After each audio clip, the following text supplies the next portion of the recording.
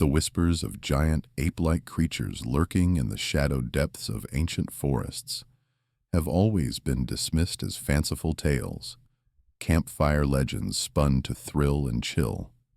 In Bigfoot, a Sasquatch, Yeti, in names that evoke a primal fear, yet are ultimately relegated to the realm of myth.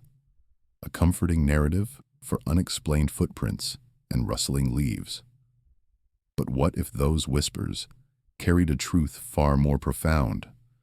A reality that defied every scientific postulate, every neatly cataloged species, every urbanized certainty? What if a decorated FBI agent, a man whose life was built on verifiable facts and cold, hard evidence, stumbled upon such a truth? A revelation so earth-shattering it fractured his very soul? And what if, before it vanished back into the primordial silence, this elusive creature, this supposed beast, uttered words that haunted him for decades, a prayer that spoke of humanity and its ultimate folly?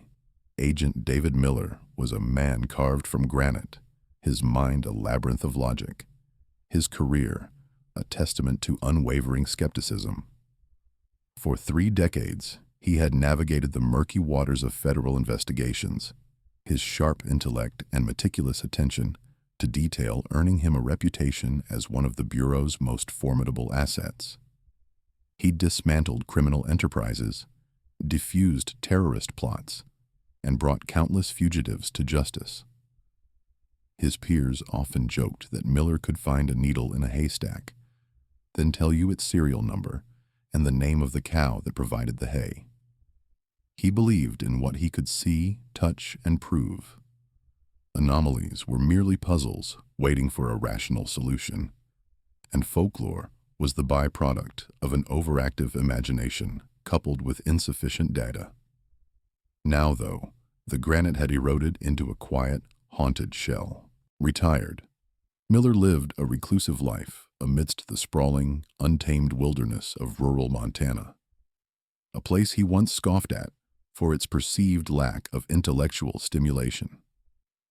His cabin, nestled deep within a whispering pine forest, was less a home and more a fortress against the world he once dominated. The sharp, analytical gaze that had once intimidated hardened criminals now held a deep-seated weariness, a distant, troubled look that hinted at battles far beyond the courtroom or the crime scene. Yet, beneath that surface of quiet solitude, a storm raged. A secret, kept locked away for decades, gnawed at his sanity, challenging the very foundation of his scientific worldview. His days were spent in long, solitary walks, the crunch of pine needles beneath his worn boots, the only companion to his turbulent thoughts. He'd often stop by the banks of the glacial stream that snaked through his property, staring into its cold, clear waters, as if searching for answers in its relentless flow.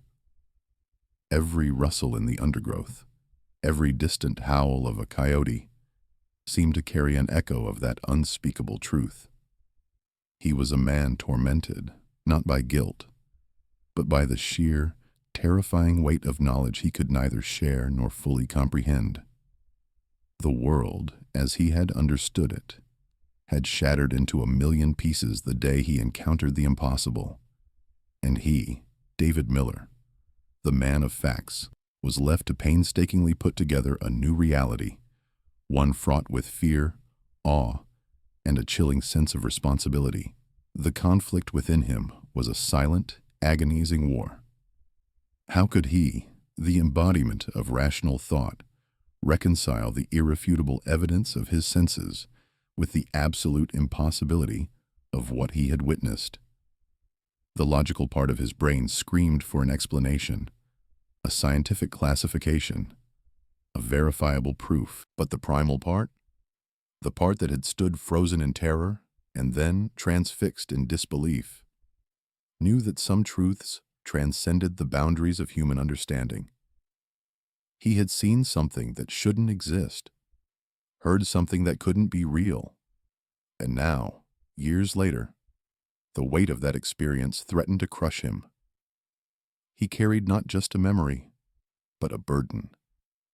A message, if you could call it that, from a creature deemed mythical. A message delivered in its dying moments, a plea that resonated with an urgency he could no longer ignore. The world called him crazy, or would if they ever knew. So he remained silent, an oracle burdened with a prophecy he was too afraid to speak. Yet the echoes of that prayer, those guttural, sorrowful words, still vibrated in his very bones. They spoke of humanity, its relentless march, its devastating impact, its profound ignorance. They were words of warning, of lament, and of an ancient wisdom that mirrored the very forests that harbored its speaker. David Miller, the unwavering skeptic, had become a reluctant believer, a keeper of a secret that could either redefine human history or condemn him to a lifetime of silent torment. He knew, with a certainty more profound than any equation or evidence, that the world needed to hear his story. But how could he begin to tell it, when the very first sentence sounded like the ravings of a madman?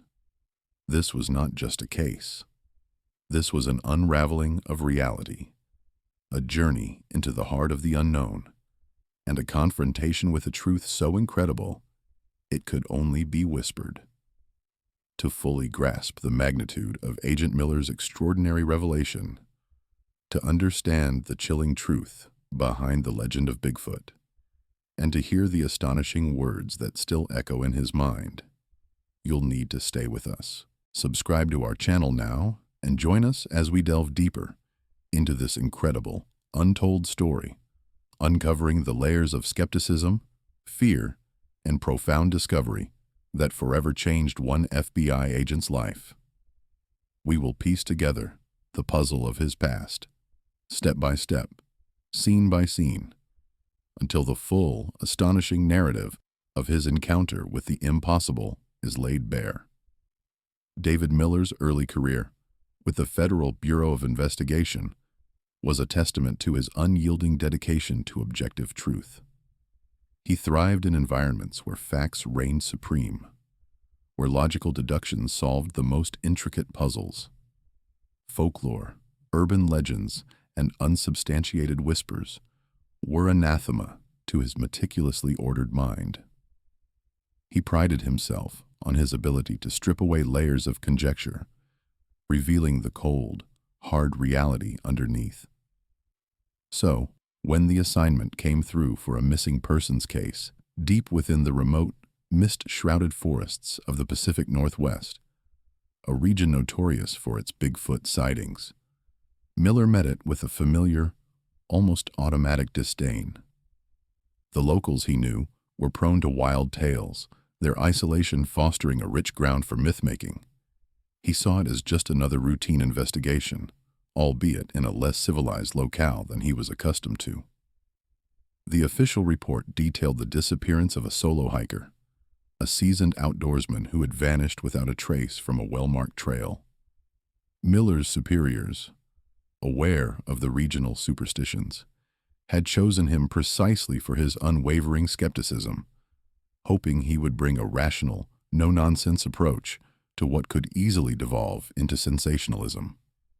He packed his gear, a meticulous array of forensic tools and survival essentials, dismissing the hushed warnings from local law enforcement about strange occurrences and inexplicable sounds. To him, these were simply the understandable anxieties of isolated communities living on the fringes of truly wild land. He fully expected to find traces of an accident, perhaps a fall, or at worst, the unfortunate evidence of a predatory animal, mundane and explainable. However, the moment Miller stepped out of the patrol vehicle and into the ancient embrace of the old-growth forest, a subtle shift occurred. The air itself felt different, heavy with damp earth, and the chlorophyll tang of colossal trees that had stood for centuries. Sunlight struggled to penetrate the dense canopy, dappling the forest floor in shifting patterns of shadow and muted green. This was not the manicured wilderness of national parks, but a raw, untamed expanse where human presence felt fleeting, almost intrusive. The sheer scale of the trees, some wider than small cars, and the profound silence, broken only by the rustling of unseen creatures, began to chip away at the edges of his practiced composure. It wasn't fear, not yet, but a growing sense of isolation, a primal awareness of being utterly insignificant within such a vast, indifferent ecosystem. His initial, methodical investigation proceeded as strictly as any FBI protocol dictated. He established a grid pattern, meticulously searched for footprints, discarded items, or any anomaly that could point to the hiker's path. He interviewed the few trappers and prospectors who occasionally ventured into the deeper woods, their eyes holding a particular wariness he couldn't quite decipher. They spoke of things that walk in the night, of shadows that watch, their voices low and riddled with an unspoken understanding. Miller, ever the pragmatist, filed their anecdotes under local color and mentally attributed their unease to years of solitude and the psychological effects of living apart from civilization.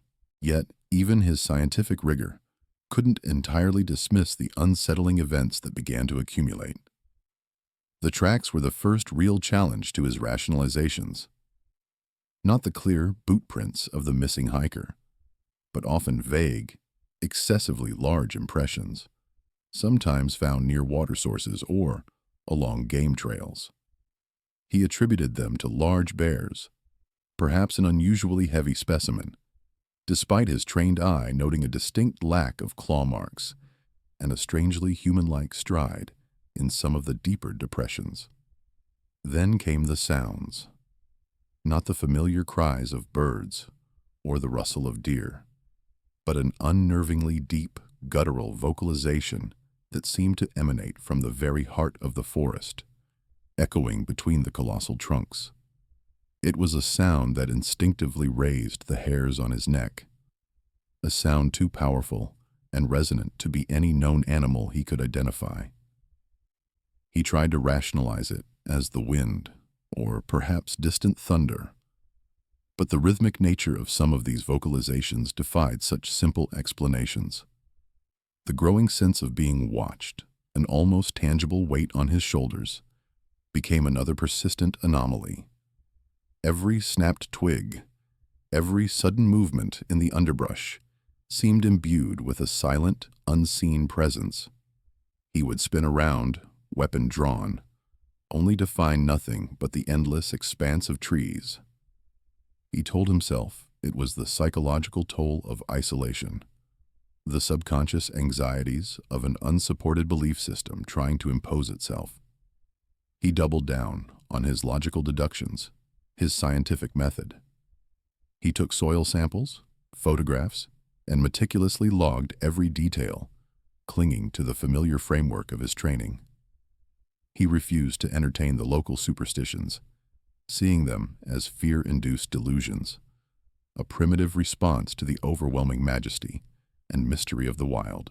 He was Agent David Miller, a man of facts, and facts, he believed, would always provide answers.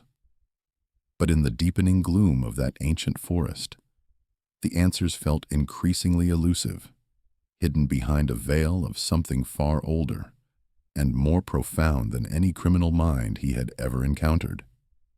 The wilderness itself seemed to be the antagonist, slowly, subtly, unraveling his certainty. The missing person's sporadic trail, marked by an occasional snapped twig or a scuff in the damp earth, led them relentlessly deeper into the heart of the forest, a place so ancient and untouched. It felt as though time itself had forgotten to move forward. Sunlight struggled to pierce the dense canopy, filtering down in weak, mottled patches that only served to highlight the oppressive gloom. The air grew heavy, thick with the scent of damp earth, decaying leaves, and something else. Something wild and untamed that sent a shiver down Miller's spine, despite his best efforts to remain impervious. Each step felt like an intrusion, a desecration of a sacred, primordial realm. Then the phenomena began. It started subtly, almost imperceptibly, a stone skittering down a nearby incline, too loud for a small animal, too precise for a random occurrence. Miller and his partner, Agent Thompson, exchanged a glance. Thompson, a seasoned agent, but one with a nervous twitch when faced with the unexplainable, gripped his rifle a little tighter. Miller dismissed it, suggesting a loose rock dislodged by an unseen critter. But then came another, larger stone, whistling past Miller's ear with a terrifying accuracy, impacting a tree trunk with a dull thud. This was no accident. This was deliberate. A cold, primal fear, unlike any he had ever experienced in the urban jungles of his FBI career, began to coil in Miller's stomach. The unsettling growls followed shortly after, low and guttural, resonating from the thick underbrush, sometimes from their left, sometimes from their right, always just out of sight. It was not the snarl of a bear or the howl of a wolf. It was deeper, more resonant, carrying an intelligence that belied categorization. The sounds were closer now, too close for comfort, a constant, menacing presence that seemed to stalk their every move. They were no longer the hunters. They were the hunted, moving through an adversary's domain. The feeling of being constantly watched became an almost physical sensation, a pressure on their backs, a whisper in the wind that implied unseen eyes tracking their progress. Every shadow seemed to hold a lurking form, every rustle of leaves a potential threat. Thompson began to break under the increasing pressure. His face, usually stoic, was now pale and drawn, speckled with sweat that glistened in the dim light. "Miller," he whispered, his voice hoarse. "This isn't right. This isn't just an animal. The locals, they talk about things that live in these woods. They call them the shadow people, or the forest giants." His eyes darted nervously between the looming trees. "They say they guard this place." Miller, though his own heart hammered against his ribs like a trapped bird, tried to maintain his logical facade. "Superstition, Thompson. Fear breeds folklore. It's probably a territorial bear, agitated by our presence. We're in its home. Stay focused. Keep your eyes peeled for tracks, anything that suggests a human presence, not mythical beasts." He tried to project an air of calm authority, but even he could hear the slight tremor in his own voice, a betrayal of the growing unease within him. Privately, doubt, a gnawing, insidious worm, had begun to burrow into the carefully constructed walls of his rational mind. The sheer scale and persistence of the phenomena defied any straightforward explanation he could conjure. The forest seemed to press in on them, the trees growing impossibly tall, their ancient limbs gnarled and twisted. Like the bones of forgotten giants, the air grew colder, even though no discernible wind stirred. A profound silence would occasionally descend, broken only by the frantic beat of their own hearts. A silence so deep and unnatural, it felt louder than any roar. During one such agonizing lull, as they navigated a particularly dense thicket, a massive, shadowed figure materialized at the very edge of Miller's peripheral vision. It moved with an impossible speed and grace. A fleeting, colossal shape, dark against the already murky background, disappearing behind a cluster of ancient cedars in the blink of an eye. Miller stopped dead in his tracks, his breath catching in his throat. His entire body tensed, every muscle screaming for him to react. Thompson, a few feet ahead, turned at Miller's sudden halt. "What is it?" he whispered, his eyes wide with terror. "Nothing," Miller mumbled, his throat tight, forcing the word out. He shook his head, trying to clear the image from his mind. "Just a trick of the light. A large deer, maybe. Or a bear. My eyes are playing tricks on me in this gloom." He sounded less convincing to himself than he probably did to Thompson. He knew what he had seen, or at least what his mind had conjured. It was too large, too upright, too humanoid for any known animal of the region. Yet his rational mind fought against the implication with fierce resistance. He couldn't acknowledge it, not yet, not openly. To do so would mean dismantling his entire worldview, admitting to the fantastical in the very place he had sworn to uphold logical truth. But the seed of true fear, no longer primal but existential, had been irrevocably planted in his mind. The forest had shown him a glimpse of something beyond his understanding, something that defied every scientific principle he held dear, and it lingered, a cold dread that clung to him like the oppressive mist. The game had changed. The chilling glimpse, quickly rationalized away, did little to soothe Miller's frayed nerves. If anything, it amplified the unsettling atmosphere that had steadily enveloped them. They pressed on, deeper into the primeval forest, the silence punctuated only by the crunch of their boots on fallen leaves and the distant, unseen calls of unseen birds. It was Thompson who spotted it first, a bright splash of color against the drab forest floor. The missing hiker's backpack, lying partially hidden beneath a thick fern. Miller approached cautiously, his hand instinctively resting on the pistol at his hip. The backpack was intact, its contents scattered but not destroyed. A water bottle, a compass, a half-eaten energy bar. Nothing seemed forcibly removed, yet an undeniable, pungent odor hung heavy in the air around it. It was a musky, earthy scent, something primal and unsettling, like wet dog, but infinitely more intense, mingled with something else Miller couldn't quite place. Perhaps the smell of fear, or something ancient, untamed. He knelt, examining the ground, and traced the faint outlines of what appeared to be incredibly large, unshod footprints leading away from the backpack and deeper into the woods. Though the forest floor was too soft and overgrown to yield clear impressions. Then, his gaze fell upon an ancient cedar, its trunk massive, gnarled with centuries of life.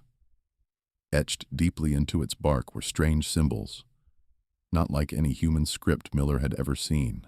They were organic, flowing lines, interconnected spirals, and angular markings that seemed almost alive. They weren't freshly carved. The edges were weathered, softened by time, suggesting they predated even the oldest trees around them. He ran a gloved finger over one of the grooves, feeling the rough texture of the ancient wood. A shiver ran down his spine. These weren't random graffiti. They bespoke intentionality, a form of communication or marking unknown to any modern civilization. Thompson, peering over his shoulder, gasped faintly. "What are those, Agent Miller? Some kind of tribal markings?" Miller shook his head slowly, his mind racing. "I don't know, Thompson. Nothing I've ever encountered in any archaeological or anthropological review." The symbols were too complex, too deliberate to be animal scratches, yet too alien to be human. They whispered of a presence far older, far more mysterious than their mission had ever anticipated. Just as they were contemplating the cryptic carvings, the sky, which had been steadily darkening, unleashed its fury. Without warning, a torrential downpour erupted, turning the already dim forest into a swirling maelstrom of wind and rain. Thunder cracked overhead, a deafening explosion that echoed through the ancient trees, sending shivers down their spines. Lightning lashed out, illuminating the towering pines in brief, stark flashes, making the forest seem to writhe and contort. The storm was sudden, violent, and utterly overwhelming, unlike anything Miller had witnessed in his years of outdoor work. Their radio, which had already been struggling with patchy reception, went dead with a final crackle of static. They were cut off, completely isolated, swallowed by the raging tempest. The temperature plummeted, and the relentless rain soaked them to the bone within minutes. Their meager supplies, intended for a short expedition, dwindled rapidly.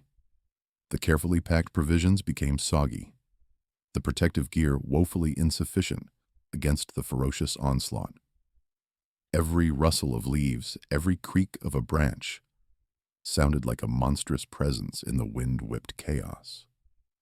The forest, once merely oppressive, now transformed into an actively hostile entity, its howling winds and cascading water seeming to mock their vulnerability. They sought refuge under the thick canopy of a gigantic fir, but even there, the driving rain found its way through. The sense of being watched intensified, magnified by the storm's fury. Every shadow seemed to hold a lurking form. Every gust of wind seemed to carry a whispered malevolence. Miller clutched his rifle, its cold metal a small comfort against the encroaching dread. As nightfall descended, plunging the storm-ravaged forest into an impenetrable blackness, broken only by the sporadic, blinding flashes of lightning, the situation grew desperate. They huddled together, shivering uncontrollably, their spirits sinking with each passing hour. Thompson, his face pale and contorted with fear, whimpered softly, "We're not alone out here, are we, Agent Miller? You felt it too, didn't you?" Miller could only offer a grim, silent nod. The logical explanations he usually clung to had been shredded by the sheer, inexplicable weight of their circumstances. The eerie symbols, the colossal footprints, that primal scent, and now this unprecedented storm that had descended like a deliberate act of nature. Sometime in the pre-dawn hours, amidst a particularly violent clap of thunder, it happened. One moment, Thompson was beside him, huddled against the fir tree, muttering prayers under his breath. The next, a sudden guttural roar, deep and terrifying, ripped through the storm's din, impossibly close. It was a sound of raw, untamed power, a sound that seemed to vibrate in Miller's very bones. Before Miller could even react, before he could fully comprehend the terror unfolding, there was the distinct sound of a struggle. A choked cry from Thompson, the tearing of fabric, a crashing through undergrowth that faded rapidly into the roaring wind and rain. Miller scrambled to his feet, his heart electrifying his entire body with a surge of pure terror and adrenaline. He fumbled for his flashlight, its beam a weak, flickering beacon against the impenetrable darkness, cutting through the deluge. He lunged in the direction of the sound, calling Thompson's name, his voice raw and desperate, but only the storm answered him. There was no sign of his partner, only broken branches and a deep, unsettling silence where just moments before there had been a struggle for life. The air still thrummed with the aftermath of that unearthly roar, a primeval sound that erased any lingering shred of doubt in Miller's mind. He was alone, utterly and terrifyingly alone, in the heart of a storm-ravaged wilderness, hunted by something immense, powerful, and utterly beyond his comprehension. The world had shifted on its axis. His partner was gone, vanished without a trace, and Miller was now the prey.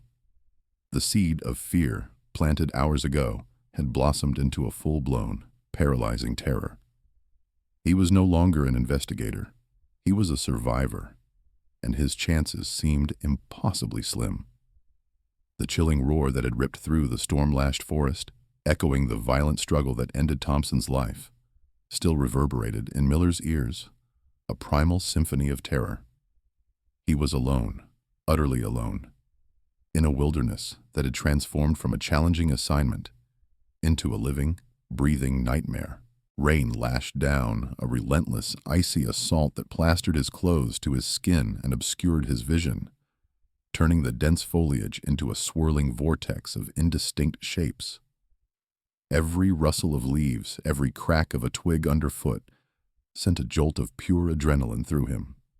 He moved, not with purpose, but with the desperate, instinctive flight of prey. His FBI training, honed over decades of tracking fugitives and navigating urban labyrinths, now reconfigured itself into a desperate survival strategy in this primeval landscape. He plunged deeper into the tangled undergrowth, scrambling over slick, moss-covered rocks and ducking beneath low-hanging branches, the scent of pine and wet earth filling his nostrils. The entity, whatever it was, moved with an unnerving silence for something so massive. He heard no heavy footsteps, no crashing through the brush, only the occasional, almost imperceptible shift in the air, a sense of immense presence following him. It was a predator, patient and relentless, toying with its quarry. Miller, despite his terror, cursed his own foolishness, his skepticism that had blinded him to the stark reality of this place. He had come here seeking a missing person. Now he was the one being hunted. His body screamed with protest. A twisted ankle from an earlier fall throbbed mercilessly with every desperate stride, and a deep gash on his forearm from a jagged branch bled steadily, staining his sleeve crimson. He pressed on, driven by a raw, unadulterated will to survive. He tried to think, tried to strategize. He was an FBI agent, not some helpless civilian. He could still fight, could still outsmart. He remembered a basic survival tactic: create diversions. With trembling hands, he pulled out his tactical knife and painstakingly carved a series of false trails, dragging fallen branches to simulate heavy footsteps in one direction, then doubling back silently in another. He even managed to fashion a rudimentary tripwire using tough vines and a few loose rocks, hoping to at least slow down his pursuer, or at best, alert him to its proximity. The traps, however, proved useless. The entity, with an almost supernatural awareness, seemed to bypass them all, its silent pursuit unwavering. The air grew colder, the rain heavier, until Miller was shivering uncontrollably, his teeth chattering against his will. He knew he couldn't keep running indefinitely. He needed shelter, a place to make a stand, to gather his wits. He spotted an opening, a dark, jagged maw in a sheer rock face. A cave. It was a desperate gamble, a choice between the open, exposed forest and the unknown depths of a potential lair. He chose the cave, reasoning that at least it offered a defensible position, a choke point. He stumbled inside, the sudden silence of the cave amplifying the pounding of his heart. The air was thick with the scent of damp earth and something else. Something musky and wild, yet not entirely unpleasant. He fumbled for his flashlight, its beam a weak yellow ribbon in the oppressive blackness. He navigated deeper, his back pressed against the cold rock, his senses on high alert. He could hear his own ragged breathing, loud in the confined space.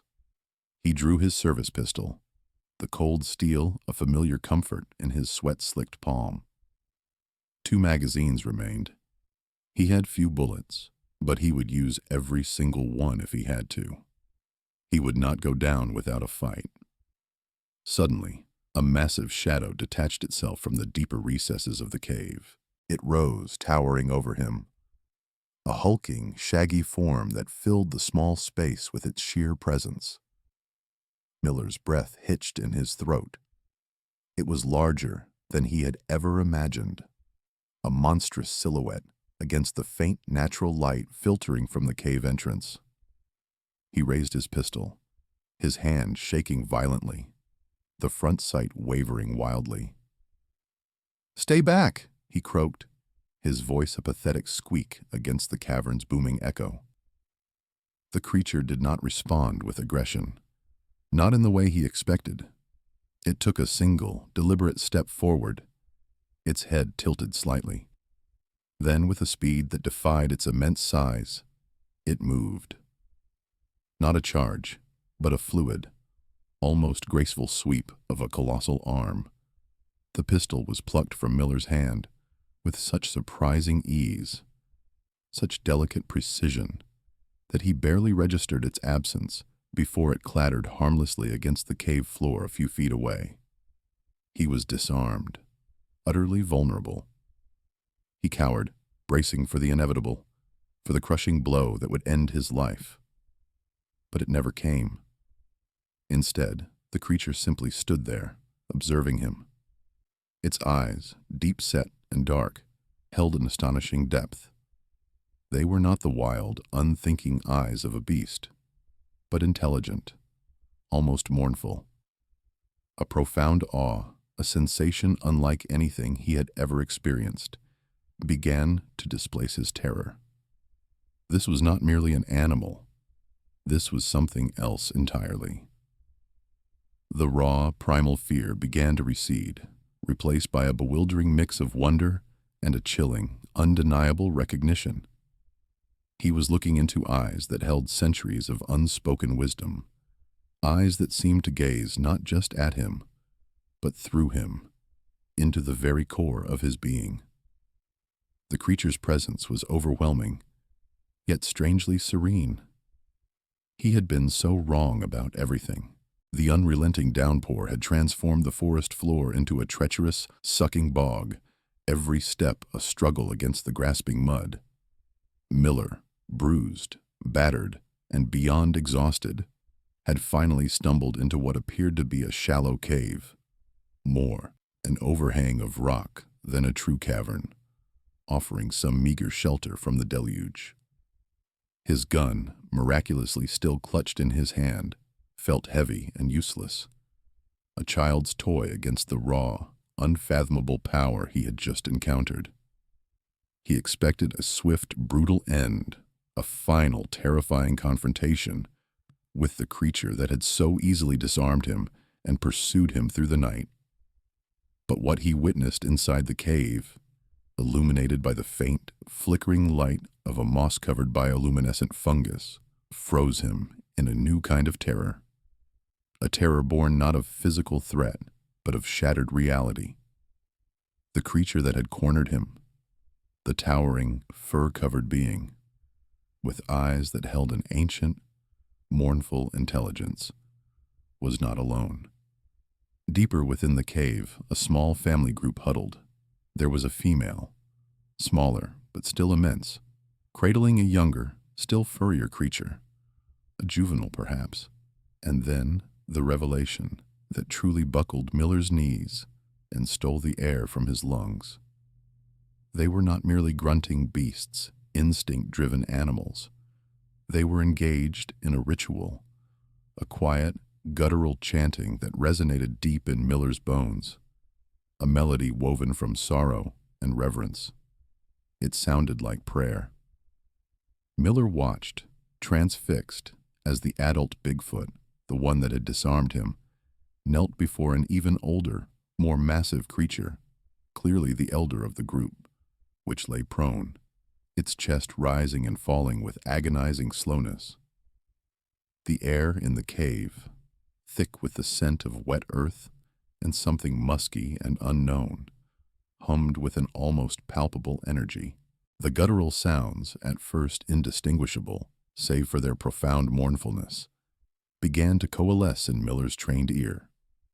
His mind, still reeling from the impossible, began to make connections, to decipher the rhythmic inflections, the rising and falling tones that were clearly communication, not random noise. He had studied languages, interrogated suspects speaking in tongues he barely understood, and something in the patterns of these sounds triggered a primal part of his linguistic processing. He realized, with a shock that reverberated through his entire being, that he was listening to a language, ancient and profoundly spiritual. The words, though not in any human tongue, carried an emotional weight that transcended linguistic barriers. They spoke of the forest, of the towering trees and the flowing waters, of the delicate balance of life that sustained them.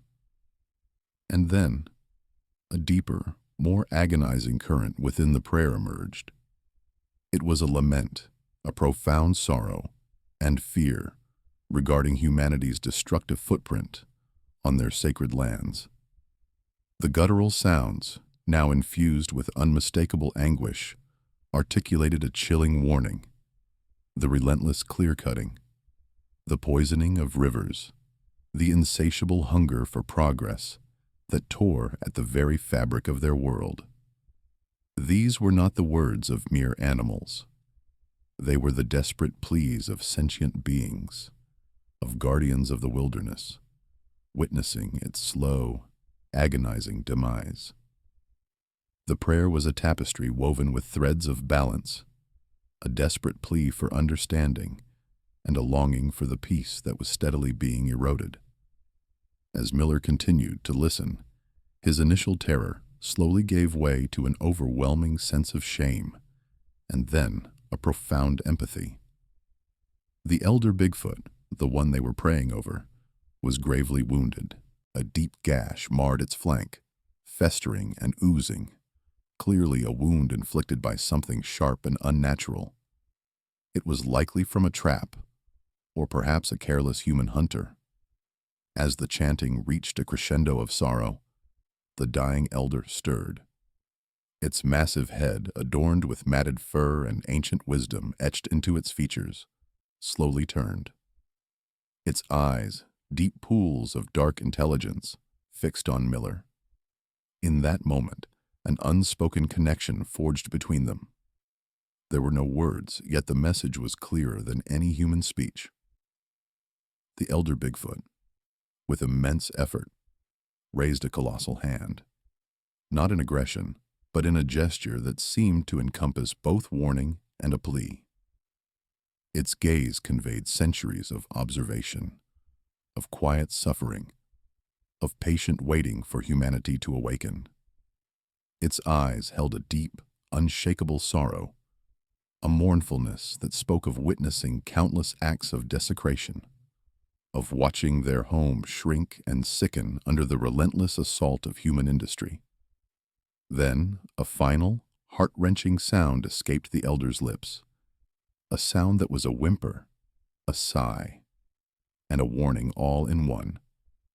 It was a lament for lost harmony, a mournful whisper about human ignorance, about the relentless pursuit of conquest over communion. The sound lingered in the air, echoing off the damp cave walls. A final communication, a dying breath infused with a message meant solely for him. The impending consequences of disrespecting the earth, of tearing apart the delicate web of life, would be dire. Not just for them, but for humanity itself. The creature's eyes glazed over, and its last breath hitched. A silent, profound passing witnessed by the last person Miller ever expected to be present. The prayer intensified, becoming a eulogy for a fallen elder, and a desperate plea for their continued existence. Miller, the hardened FBI agent, stood frozen, his worldview not just challenged, but utterly obliterated. He had come seeking a missing person, dismissing local legends, and found instead a grieving family, a spiritual society, and a dying elder whose last breath was a desperate, urgent message about the fate of the world. The dying Bigfoot's final, guttural pronouncement, a nuanced symphony of sorrow and profound wisdom, pierced David Miller's very essence. It wasn't merely a sound, it was an entire philosophy, an ancient truth wrapped in the raw despair of a dying creature. Every fiber of his being, once rigidly structured by logic and empirical evidence, now trembled with the weight of this unbearable understanding.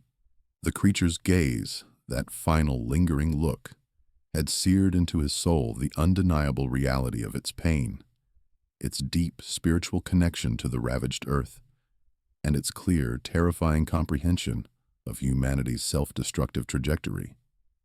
Miller, who had spent his adult life dissecting human motives and cold hard facts, now comprehended the complex spiritual sorrow of a species he had once dismissed as myth. He saw the intricate dance of life and death, the profound respect for the forest, and the crushing burden of witnessing its systematic annihilation, all reflected in that single, mournful sigh. His worldview, once an unyielding fortress of skepticism, now lay in ruins, shattered by the unexpected, undeniable truth, whispered by a creature science refused to acknowledge. As the elder's breath faded, the communal prayer shifted, morphing into a low, mournful chant of bereavement, a lament that reverberated through the very stones of the cave. The other Bigfoots, their massive forms outlined by the flickering light, paid Miller no mind. Their grief was absolute, a powerful, primal force that transcended any immediate threat the human might pose. They simply mourned, their spiritual focus fixed on the transition of their elder. It was in this moment of communal sorrow that Miller understood they saw him not as a captor, nor even an intruder, but merely a silent witness to a sacred passing, an insignificant ripple in the vast ocean of their ancient grief. Slowly, almost imperceptibly, the circle of grieving creatures began to open. A path, unspoken but clear, presented itself between two towering figures, inviting him to leave. There was no aggression, no lingering threat, only the immense, sorrowful acceptance of loss. Miller, still reeling from the encounter, his mind a tempest of disbelief and dawning comprehension, found himself moving. His steps were hesitant at first, then more deliberate, as he walked away from the hallowed ground, from the profound sorrow, and back towards the terrifying, uncharted territory of his own shattered reality. He emerged from the cave, not as the FBI agent who had entered, but as a reluctant messenger, burdened with an unbelievable truth that would forever alter the course of his existence. The damp, cold air of the forest, once a source of terror, now felt like a shroud, clinging to the raw vulnerability of his transformed soul. He was no longer a skeptic. He was a haunted man, carrying an impossible secret. His return to civilization was a blur of physical and emotional pain.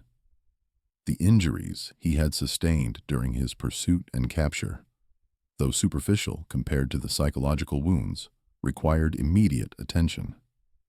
When the search party, finally able to penetrate the storm-battered wilderness, found him, he was barely conscious, delirious with pain and the immense weight of his secret.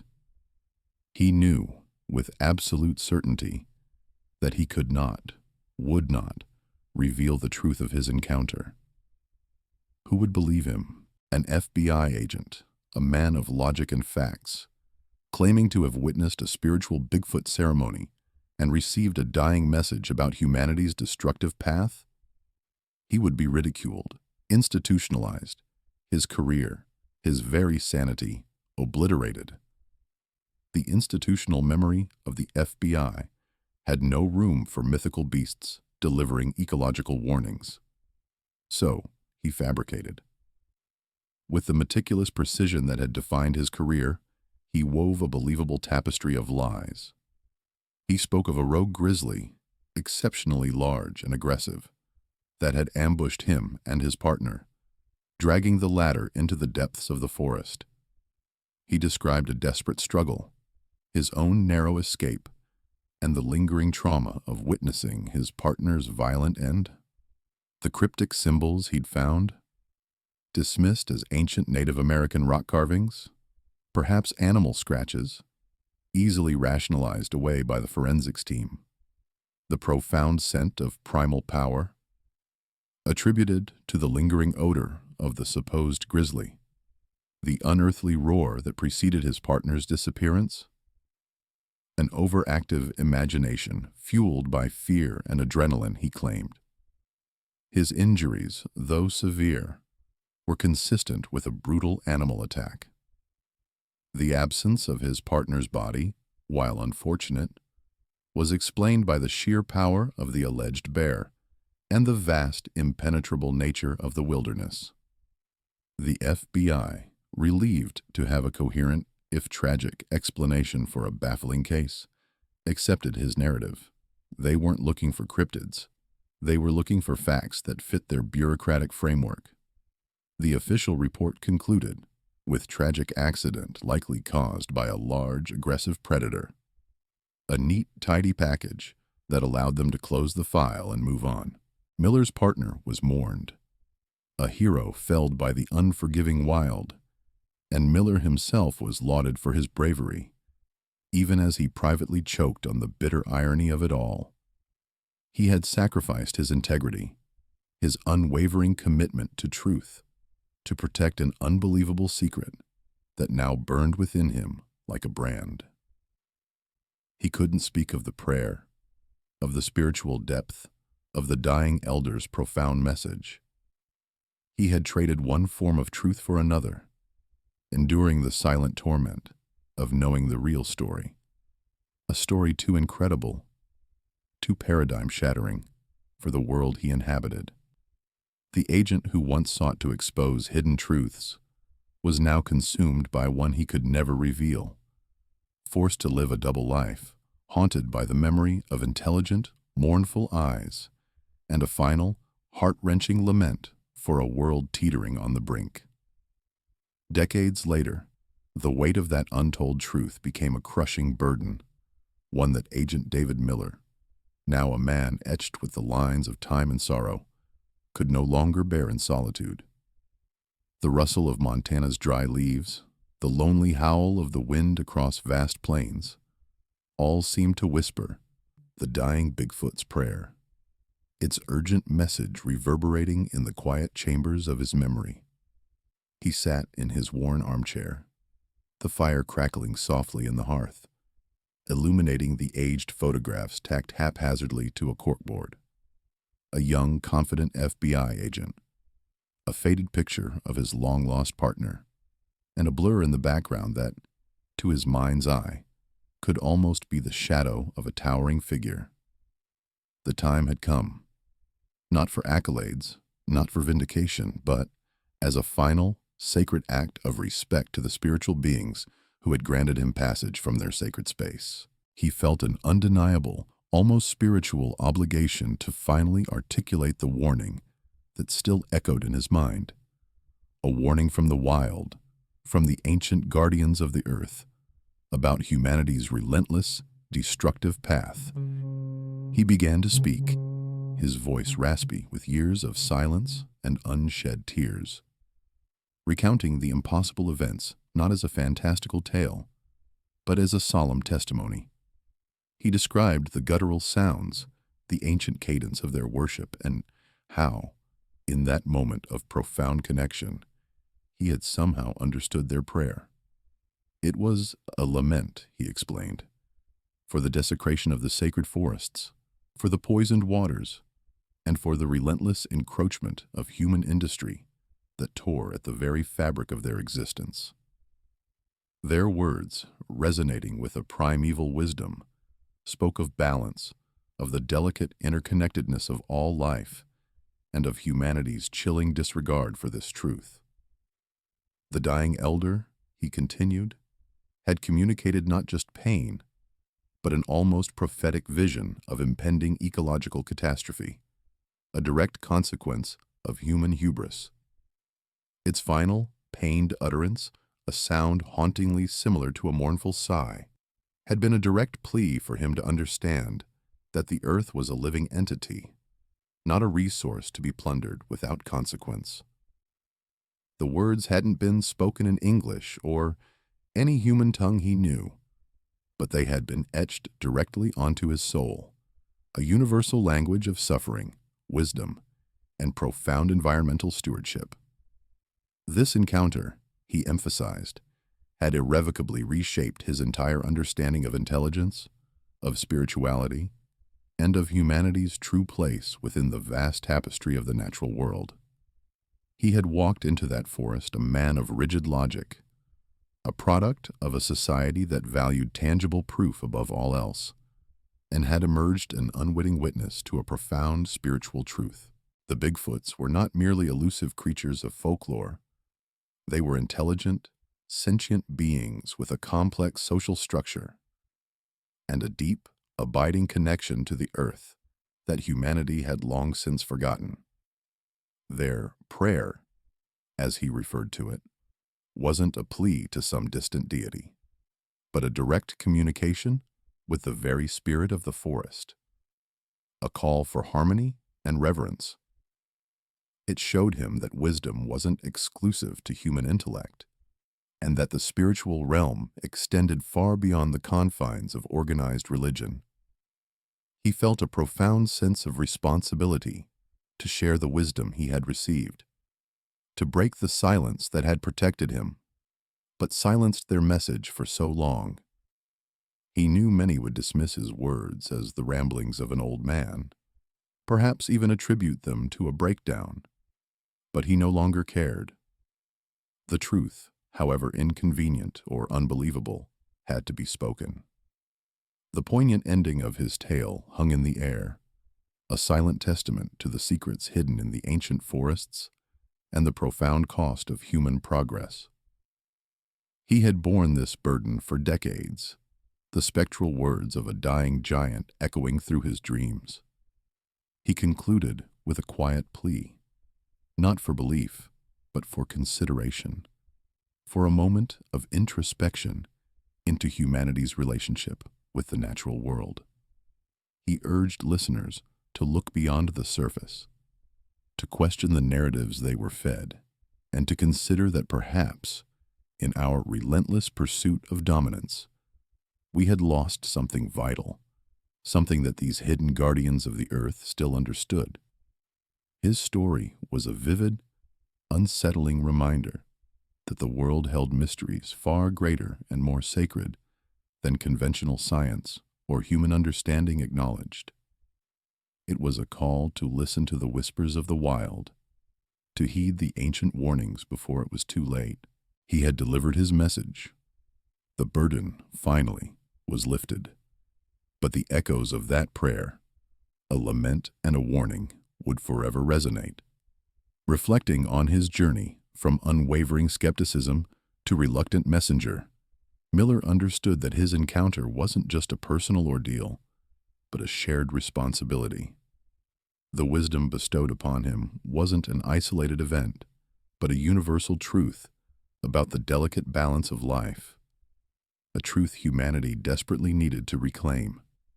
He envisioned a future where ancient forests stood tall, their secrets guarded, their inhabitants respected, and humanity lived in harmony with the wild rather than in endless conflict.